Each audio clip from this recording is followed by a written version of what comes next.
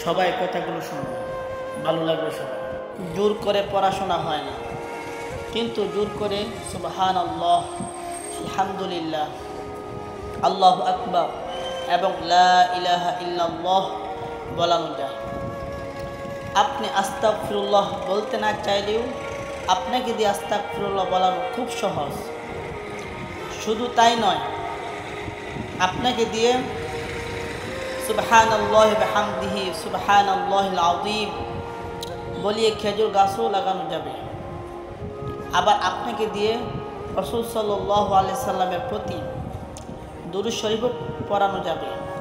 এই যে আপনি এখন বলছেন সাল্লাল্লাহু আলাইহি ওয়াসাল্লাম, পড়ুন, লাভ তো আপনারই হবে।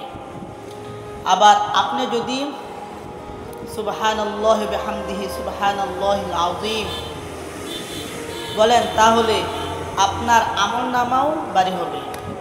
প্রতিদিন 100 বার পড়েন, না পড়লে আজ থেকে পড়বেন, কারণ মিজানের পাল্লা হালকা হলে কিন্তু কপালে দুর্গতি আছে। আল্লাহ সবাইকে আমল করার তৌফিক দান করুক, আমিন ইয়া রাব্বাল আলামিন।